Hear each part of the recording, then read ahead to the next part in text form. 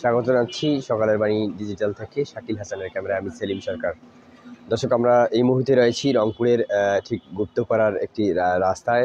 আপনারা দেখতে পাচ্ছেন সকাল ৯টা থেকেই কিন্তু রংপুরেও বৃষ্টি, গুঁড়ি গুঁড়ি বৃষ্টি হচ্ছে এবং আবহাওয়ার যে খবর এবং রিমাল যে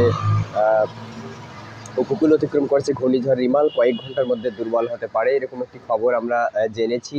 সেই জায়গা থেকেই কিন্তু রংপুরেও আমরা দেখতে পাচ্ছি যে গতকালকে কিন্তু আবহাওয়া 36.5 ডিগ্রি সেলসিয়াস ছিল শেষ পর্যন্ত, আবহাওয়া যেটি জানিয়েছে। এবং আজকে কিন্তু যে বৃষ্টিপাত সেটি কিন্তু 0.5 মিলিমিটার হওয়া অফিস। আপনাদের একটু যদি জানাই যে বাংলাদেশে কিন্তু উপকূল অতিক্রম করেছে ঘূর্ণিঝড় রিমাল এবং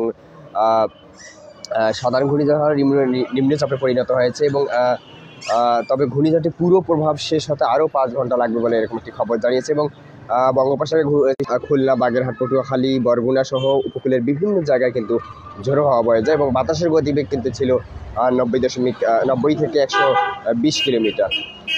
অর্থাৎ বরিশালে যদি একটু জানাই আপনাদেরকে যে বরিশালে কিন্তু 6 ফুট উঁচুতে পানি প্রবাহিত, নদীর পানি প্রবাহিত হয়েছে এবং পানিবন্দী কয়েক লাখ মানুষ, এটি আমরা আবহাওয়া অফিস থেকে জেনেছি। এবং সকাল 9টা 30 মিনিটে চট্টগ্রামে যে বিমানবন্দরে যে বিমান ওঠানামা বন্ধ ছিল, 17 ঘন্টা পর তা 9টা 30 মিনিটে 17 ঘন্টা পর শাহ আমানত আন্তর্জাতিক বিমানবন্দর কিন্তু বিমান ওঠানামা শুরু হয়েছে। এবং আরেকটি বিষয় আপনাদের জানিয়ে রাখি, এই যে রিমালের প্রভাব উপকূলে যে পড়েছে সেটিতে কিন্তু অনেক ক্ষয়ক্ষতি হয়েছে এবং লণ্ডভণ্ড হয়ে গেছে। ঘূর্ণিঝড়ের যে তাণ্ডব সেটিও কিন্তু বরিশালের দেখা দিয়েছে এবং এতে লণ্ডভণ্ড হয়ে গেছে কালুপাড়া, খেকুপাড়া, রাঙ্গাবালি, বরগুনা, পাথরঘাটা, মনপুরা, বোরহানুদ্দিন, দৌলতখানা সব বেশ কয়েকটি উপজেলা স্বাভাবিক জোয়ারের চেয়ে 4 থেকে 5 ফুট, কোথাও কোথাও 6 থেকে 7 ফুট উপর দিয়ে পানি প্রবাহিত হচ্ছে, এরকম একটি খবর আমরা পেয়েছি।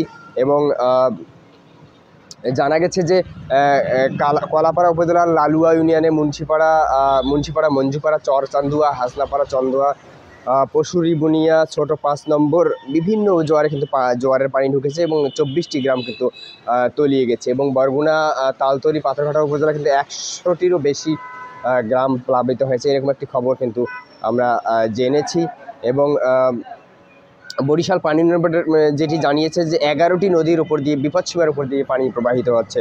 দর্শক, আপনাদের একটু জানাই যে রংপুরে কিন্তু কয়েকদিনে গত 2-3 দিন ধরে আমরা যেটি দেখেছি, গত পরশু দিন 39.56 ডিগ্রি সেলসিয়াস পর্যন্ত তাপমাত্রা ছিল এবং সেই তাপমাত্রা কিন্তু গত কালকেও সন্ধ্যা পর্যন্ত আবহাওয়া অফিস যেটি জানিয়েছে যে 36.5 ডিগ্রি সেলসিয়াস ছিল। এবং আজকে সকাল 9টায় কিন্তু 5.5 মিলিমিটার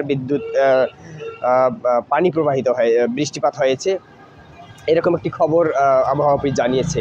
এবং আরও বৃষ্টিপাত হতে পারে বলে এরকম একটি খবরও আবহাওয়া অফিস জানিয়েছে, যেহেতু গত কয়েকদিন ধরে যে তাপমাত্রা ছিল, তাপপ্রবাহ ছিল, তার যে প্রভাব এবং রিমেলের প্রভাব কিন্তু রংপুরেও পড়তে পারে বলে আবহাওয়া অফিস জানিয়েছে। দর্শক, এই ছিল